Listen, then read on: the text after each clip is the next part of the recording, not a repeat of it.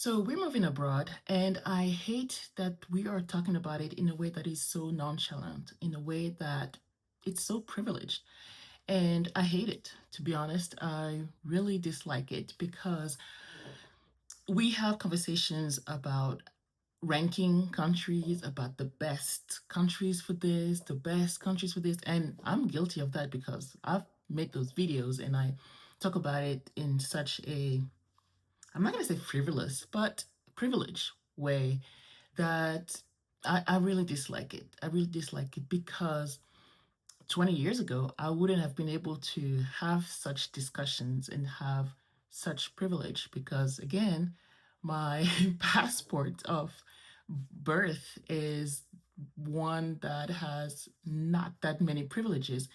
And it would be a dream to be able to say, I'm moving abroad and I'm going to rank these countries as the best place for this and this and that. And I don't know.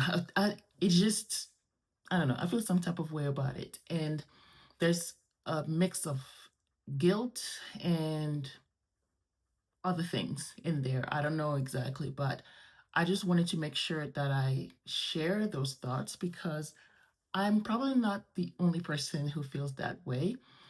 And it has to be said. It has to be said. And what then are the things that you can do with that privilege? Because when you have a privilege, you don't just get rid of it, right? I have other privileges that I have exercised and used as an immigrant coming to the US 20 plus years ago.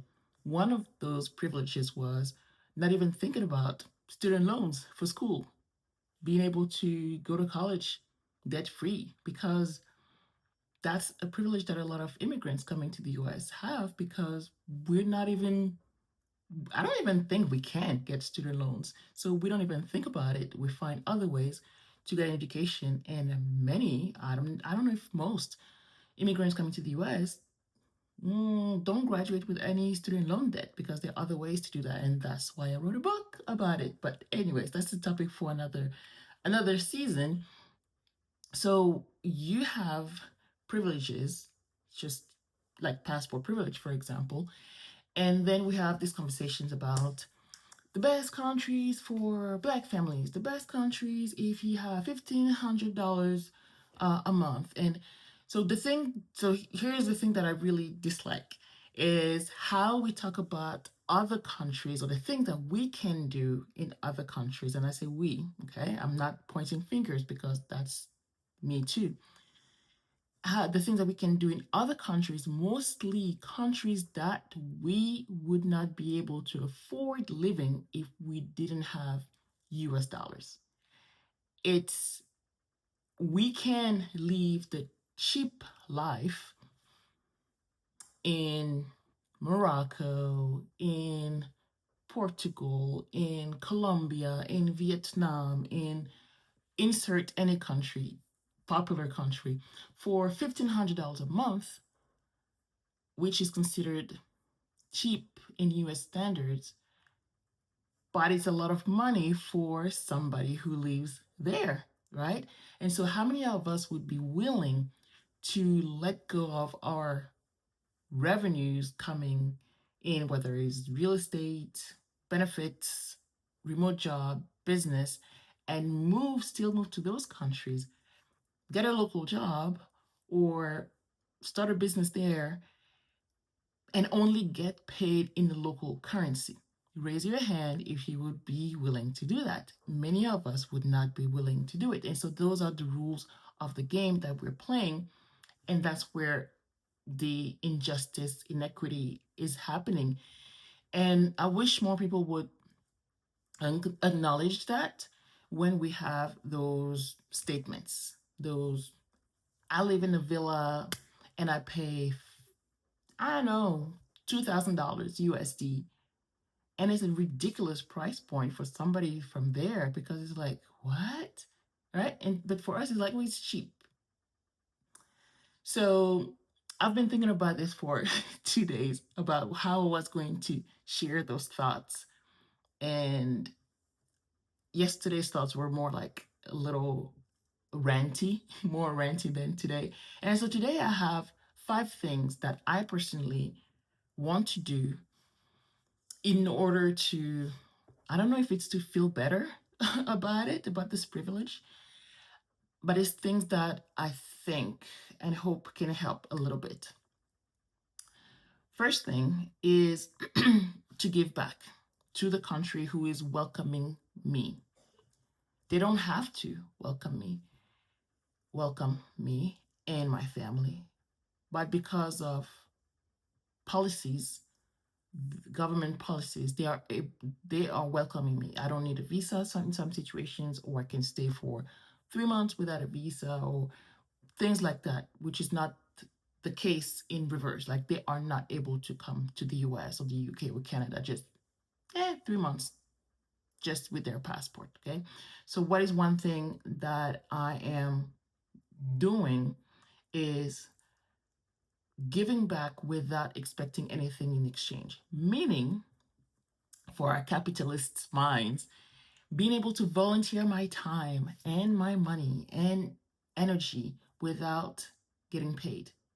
Volunteering, for example, what is one way you can help a resident, regular resident of the country you're moving to? And I'm not talking about, okay, taxes, because taxes are going to the government and then the government decides where they're going to use those funds. I'm talking about the guy who sells fish down the street, the kids at the local school down the street, the regular people. How is your presence? How is our presence? Okay, I'm talking to myself too. How is my presence going to benefit them? What do they get in exchange for me being there? I don't have to be there. The fact that I decided to pack my bags and go there, how does that benefit them? Me going to their country, maybe not even speaking the language, maybe not even knowing the culture or the norms or the everything. How does that benefit them? Can I teach English to the community center? Volunteering, not being paid. Like that's one way to contribute. Okay, that is tangible, that stays local, that's for the community where you are staying. Why not? That's a small way to do that. Another thing that you can do, that we can do, is watch our language. I committing to watch my language and stop saying cheap or affordable just willy-nilly, because what does that mean? I think it degrades the the not the value, but it's a disrespectful statement when we call countries cheap. Cheap for who? Right? And so I'm gonna watch my language. Okay. And if I slip, which I probably will, I want to make sure that I'm called on it. Right. And I and it's funny because when I plan my content and I have videos that I'm looking at my planner here where it's like top countries, top African countries, top African for families, for Americans. And again, it's that ranking. It's like what's good for us, regardless of if it's good for the people who are welcoming us. And we're not even wondering if they're welcoming us. Just because the government says you can come doesn't mean that the people are saying you can come, right? Maybe they don't want us there. Maybe they do. But just because the government says, come on, doesn't mean that the people are like, yes, come on in.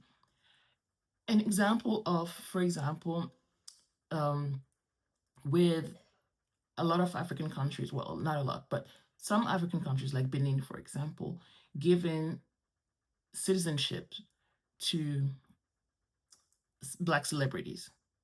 So, in what way does that help the regular resident of Benin? It helps the government because, yes, they're getting money and all of that.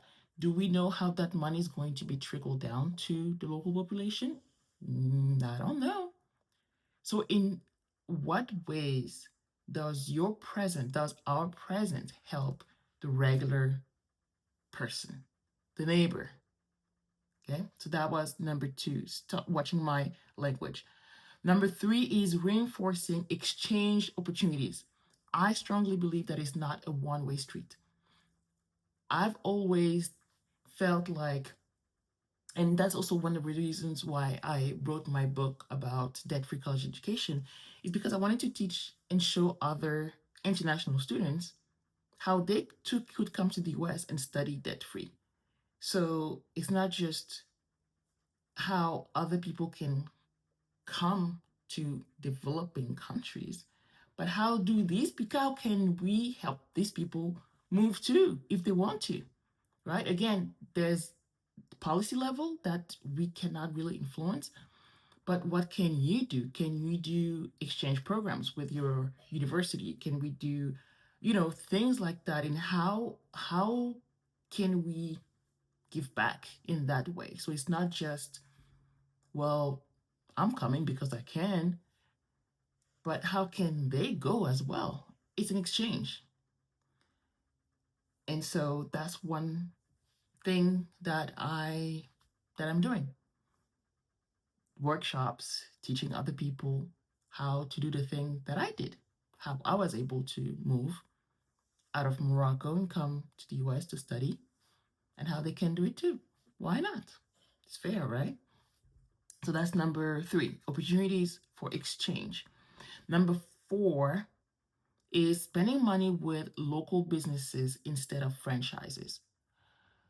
We need to stop going to developing countries and staying at the Hilton. The Hilton is taking that money and bringing it back to Hilton headquarters. Yes, they're hiring locals from the country, right? But most of the money is not staying. So can we patronize local businesses, local moms and pops? They have local hotels, bed and breakfast, all of that. So spending our money with local businesses instead of franchises. Okay, that's pretty simple. Last but not least, this one is a big pet peeve of mine. um, for those of us who are entrepreneurs, business owners who want to do business, can we build businesses for residents, for the local people, instead of businesses for expats or businesses for foreigners or businesses for tourists or business? How does it help your neighbor, somebody from that country? How does it help? How does your presence help? How does your business help them? If we're building businesses that are catering to people who are just coming in for 3 months, for a week, and I mean, it depends. Like, if in terms of a tourism business catering to tourists, and I don't know, you have local guides and things like that, that's different. But when it's you and everything it's just like Expedia offering services for a foreign business in, I want to say, Mexico, for example, and an American tourist pays Expedia, works with an American or Canadian guide in Mexico. How does that help your Mexican neighbor? How? Right? So building a business that is not just for expats, building a business that is for the people of the country. It doesn't have to be for the elite of the country. It doesn't have to be for the poor of the country. It doesn't have to be for the middle class. It has to be for any. It doesn't have to be for. I mean, you still have to do your marketing. That's what I'm trying to say. I'm not saying that it has to be. I don't know. You understand what I'm trying to say, okay? And I don't want to be rambling because I have, but my point is that you, not you, we, we need to. You can do whatever you want. You don't need to. We should, maybe. I believe that it's fair that we build businesses that that help local people. That's it. So those were my 5 action steps I'm sure there are other things that we can do. Let me know in the comments. What do you do? What do you do? What do you want to do? What do you plan to do? What have you seen other people do? And again, it's not in a charity type of way. No, again, they don't need us. The fact that we are imposing ourselves, like the their governments open their doors and we're like, we're coming, right? So we are imposing ourselves. And what is the fair exchange? That's all. That's all I'm asking. So let me know your thoughts. Again, that's a heavy topic. Not a lot of people talk about heavy things, but I like to talk about these things because I've been on both sides. And I still have a little bit of guilt about being on this side now. I wouldn't go back to the other side of having a passport that doesn't have that many privileges. I mean, privileges is sweet, right? However, once you are aware of your privilege, it's hard to turn away from where you came from, or how, if you've lived a situation where you didn't have the privilege. Okay. So yeah, those were my thoughts. Let me know yours. Okay. Talk to you soon.